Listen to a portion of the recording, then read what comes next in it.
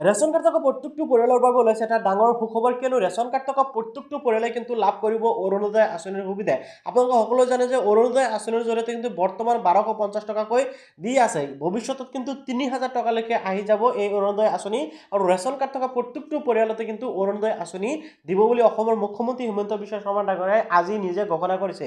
তো মুখ্যমন্ত্ৰী হিমন্ত বিশ্ব শৰ্মা ডাঙৰীয়াই কি ঘোষণা কৰিছে মই সেইটো আপোনালোকক দেখুৱাই দিম। তাৰ আগতে আপোনালোকে যদি ভিডিঅ'টো ভাল পায় নিশ্চয় লাইক আৰু চেনেলটো ছাবস্ক্ৰাইব কৰিব, আৰু ভিডিঅ'টো যদি ফেচবুক চাইছে তেনেহ'লে পেজটো ফলো কৰি শ্বেয়াৰ কৰিবলৈ পাহৰি নাযাব। চাই লওঁ যে মুখ্যমন্ত্ৰী হিমন্ত বিশ্ব শৰ্মা ডাঙৰীয়াই কি ঘোষণা কৰিলে।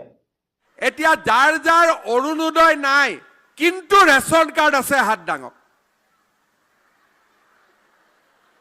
এতিয়া আপোনালোক বহক।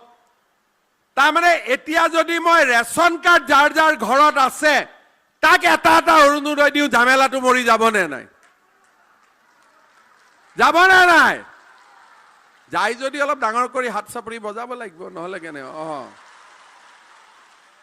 এতিয়া আমাৰ চৰকাৰে কি কৰিব খুজিছে যে যাৰ যাৰ ঘৰত ৰেচন কাৰ্ড আছে প্ৰতিটো ঘৰতে আমি পৰ্যায়ক্ৰমে অৰুণোদয় আঁচনি দিব খুজিছো, যাতে ৰেচন কাৰ্ডতো একেটা মানুহে হাত উঠায়, অৰুণোদয়টো একেলগে হাত উঠায়। এতিয়া আমাৰ নেক্সট পৰ্যায় আমি সেইটোলৈকে আগবাঢ়ি গৈছো। ৰেচন কাৰ্ড হ'ল, ৰেচন কাৰ্ডৰ লগত অৰুণোদয় হ'ল। অৰুণোদয় ৰেচন কাৰ্ডৰ লগত প্ৰধানমন্ত্ৰী আয়ুষ্মান ভাৰতৰ কাৰ্ড পালোঁ, মুখ্যমন্ত্ৰী আয়ুষ্মান ভাৰতৰ কাৰ্ড পালোঁ, 5 লাখ টকাৰ ট্ৰিটমেণ্ট, লগত একোটাকৈ গেছৰ কানেকশ্যন। আশা কৰিছোঁ নিশ্চয় দেখা পালে। তো অৰুণোদয় থকা প্ৰত্যেকটো পৰিয়ালে কিন্তু লাহে লাহে কি কৰিব, অসম চৰকাৰৰ তৰফৰ পৰা কি কৰিব, লাহে লাহে অৰুণোদয় কি ৰেচন কাৰ্ড থকা প্ৰত্যেকটো পৰিয়ালকে কি কৰা হ'ব, অৰুণোদয়ৰ আঁচনি টকা দিয়া হ'ব। মানে ৰেচন কাৰ্ড আছে মানে অৰুণোদয় পাব, অৰুণোদয় থকা মানে ৰেচন কাৰ্ড থাকিব।